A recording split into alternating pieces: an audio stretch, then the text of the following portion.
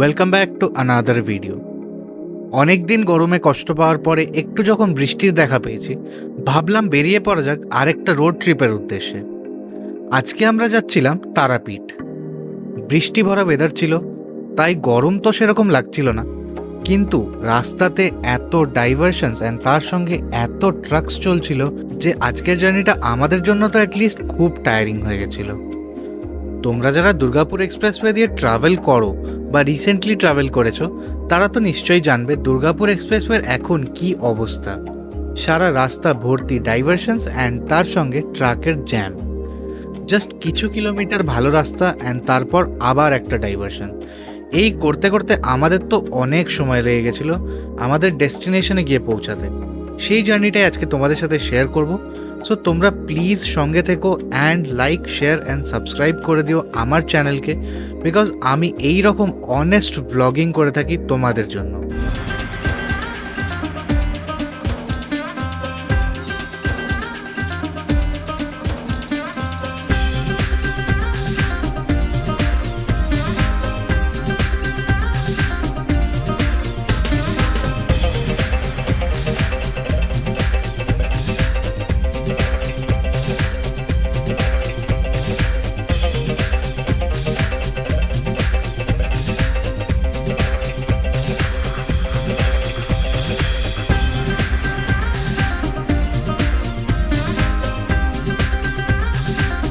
অনেকক্ষণ জার্নি করার পরে একটু রিল্যাক্স করার জন্য একটা টি ব্রেক তো দরকার ছিল, তাই রাস্তার পাশে অনেক ছোট ছোট দোকান আমরা দেখতে পাচ্ছিলাম। তার মধ্যে এই দোকানটাতে আমরা আগেও দাঁড়িয়েছিলাম আমাদের বোলপুর বা তারাপীঠ যাওয়ার পথে। ব্রেকফাস্টও করেছিলাম আমরা এখানে সেবারে, বাট এইবার গিয়ে পরে দেখলাম সেখানে নাকি ব্রেড এর সাপ্লাই নেই। তো ব্রেকফাস্ট করার মতো কিছু তো সেরকম পেলাম না, জাস্ট একটা চা খেয়ে অন্য কোনো দোকানের খোঁজে আমরা আরও এগোতে লাগলাম।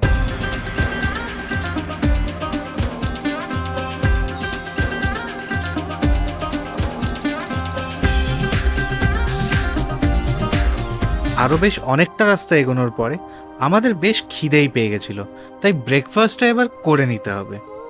দোকানের নাম হোটেল খোয়াই। বাইরেটা যতটা সুন্দর, ভেতরের অ্যাম্বিয়েন্সটা কিন্তু সেই রকমই খুব সুন্দর। পুরো জায়গাটাই তোমাদেরকে একটু ঘুরিয়ে দেখাচ্ছি, দেখো।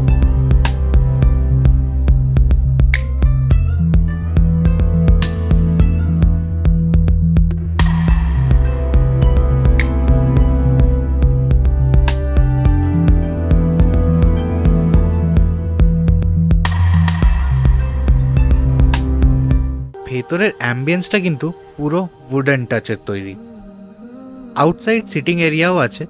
তোমরা যদি শীতকালের দিকে এখানে আসো, তাহলে তোমরা আউটসাইড সিটিংয়েও ব্রেকফাস্টটা এনজয় করতে পারবে। আমি যদিও বৃষ্টি দেখতে দেখতে ভেতরে বসেই ব্রেকফাস্টটা করছিলাম, কারণ সেই সময় বেশ ভালোই বৃষ্টি শুরু হয়ে গেছিল। প্রাইসেসগুলোও কিন্তু খুব রিজনেবল ছিল এখানে। ডিম টোস্ট মাত্র 40 টাকা, তাই একটা ডিম টোস্ট অ্যান্ড কোল্ড ড্রিঙ্কস নিয়ে আমি তো ওখানে বসে জমিয়ে ব্রেকফাস্টটা করে নিয়েছিলাম অ্যান্ড তারপর বেরিয়ে পড়েছিলাম আবার জার্নির উদ্দেশ্যে।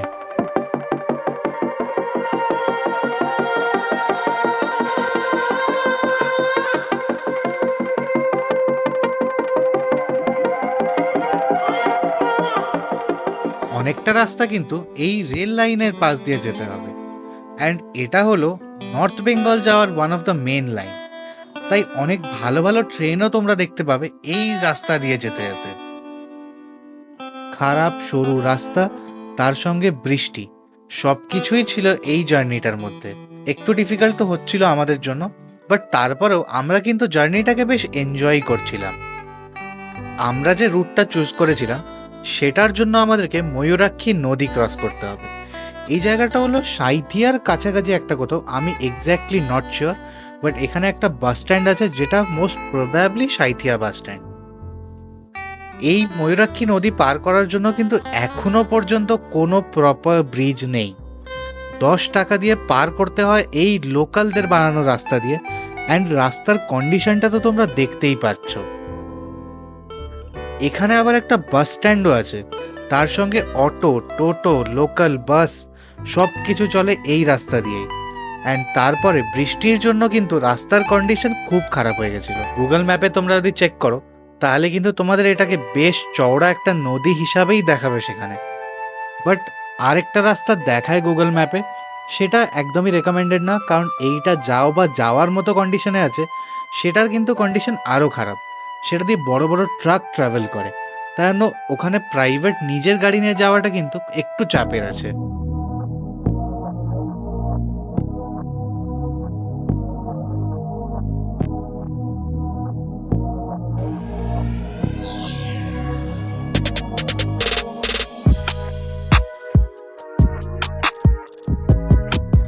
ফাইনালি 4.5 থেকে 5 ঘন্টা ট্রাভেল করার পরে আমরা এসে পৌঁছেছিলাম তারাপীঠ। অ্যান্ড এই জায়গাটার নাম হলো আটলা গ্রাম। আটলা গ্রামের মধ্যেই আছে তারাপীঠের মেন মন্দির। প্রচুর হোটেল অপশনস তোমরা পেয়ে যাবে তারাপীঠ মন্দিরের মেন রোডে। তার মধ্যে থেকে আমরা একটা দেখে তারপর আমরা বুক করে নিয়েছিলাম এই হোটেলটা। হোটেলটার নাম হলো হোটেল সাথী।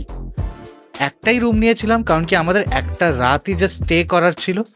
5 জনের জন্য এই রুমটা শেয়ারেবল, অ্যান্ড তার সঙ্গে বেশ বড় একটা রুম। একটা ফুল সাইজ মিরর পেয়ে যাবে তোমরা এখানে, তার সঙ্গে টি কিট এবং 2টো জলের বোতল এখানে আগে থেকেই প্রোভাইডেড ছিল।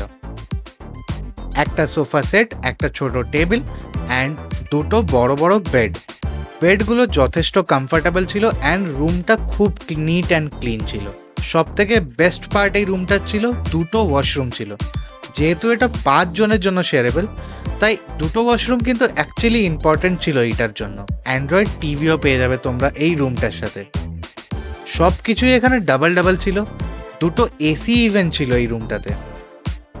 এই রুমটার আমাদের 4,000 টাকা করে পার ডে পড়েছিল। এই হোটেলের সঙ্গে কিন্তু রেস্টুরেন্টটাও আছে, অ্যান্ড রেস্টুরেন্টে খাওয়া দাওয়া খুব ভালো অ্যান্ড প্রাইসেসও রিজনেবল। লাঞ্চ করে আমি একটু তো ঘুমিয়ে পড়েছিলাম। তারপর আমরা গেছিলাম মন্দির দর্শন করতে। মন্দির দর্শনের ফুটেজেসগুলো আমি এই ভিডিওর সাথে দিচ্ছি না, কারণ এই ভিডিওটা অলরেডি অনেক লম্বা হয়ে গেছে। এই ভিডিওটাকে অ্যাজ আ রুট আপডেট হিসাবে রেখে দিচ্ছি, অ্যান্ড নেক্সট ভিডিওতে আমি তোমাদের পুরো মন্দিরটা ঘুরিয়ে দেখাবো। ভিডিওটাকে please like, share and subscribe করে দিও, যাতে আমি এই রকম আরও ভিডিওস তোমাদের সাথে শেয়ার করতে পারি।